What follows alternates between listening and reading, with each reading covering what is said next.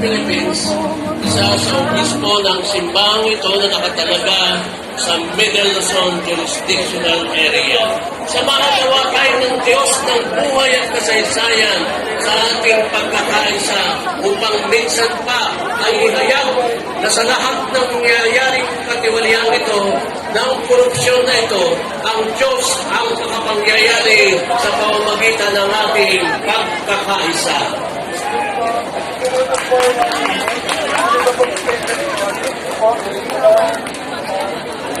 Mula po sa United Catholic Church in the Philippines, kasama na rin ang NCFC at kasama na rin ang Pastor Lord at ng mga chaplains.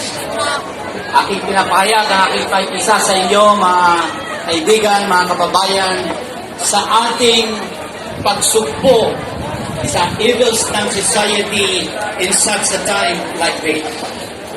Nakikiusap kami sa inyo bilang mga servant leaders na tayo ay bumangon sa tinig ng ating Panginoon sa kapangyarihan ng banal na Espiritu upang tayo nga po ay maging asin at ilaw ng ating pamayanan sa mga panahong tulad nito.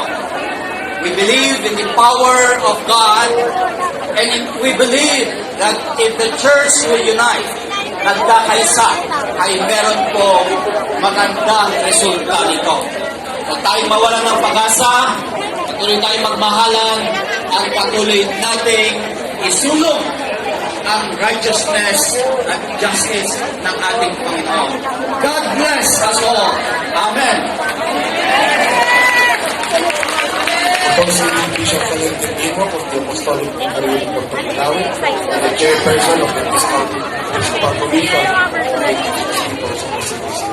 the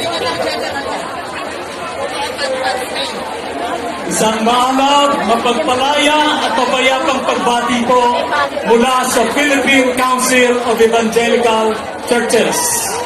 Isang Pilipino at isang bishop ang simbahan nakikisa sa inyo. Bishop Noel Pantoja po. Magandang hapon sa ating lahat.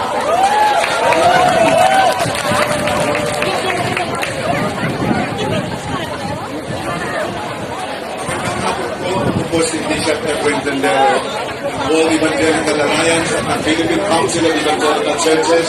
Patuloy na nananalangin ang pagkilos at biyaya ng Diyos ang maranasan ng ating bayan. Muli po, magtiwala tayo sa Diyos, pagpalain kayo, Panginoon.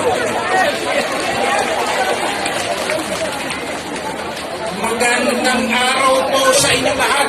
Po si Imam Alim Nagitahir, ang mufti ng National Capital Region, representing Imam Council of the Philippines, at lahat ng mga imam sa mundo. Kami po ay naririto, nakikiisa sa pagsulong ng kapayapaan.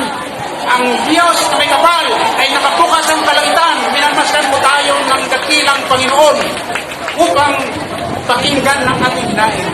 Hanggang doon lang po, kasama po natin ang dakilang may kapal, ang Allah Ta'ala. Assalamualaikum. Bishop Jerry Alminasa po ng Diocese of San Carlos, Negros Island Region. At ang Maboyan, Vice Chairman ng Episcopal Commission on Social Action, Justice and Peace, and Vice President of Caritas Philippines.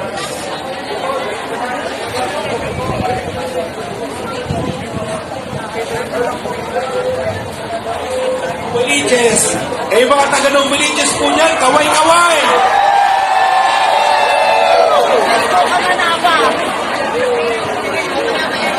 Magandang araw sa inyong lahat.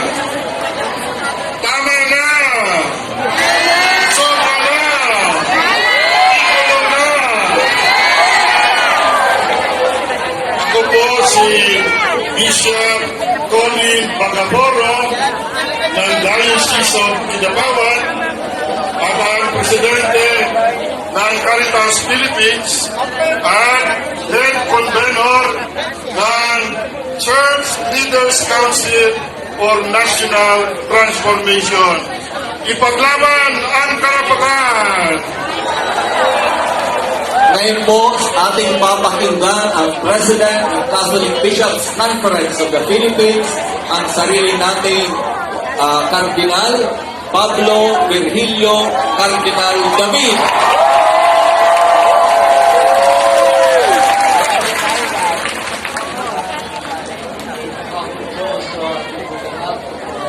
Pasensya na po at nahawak ako sa bago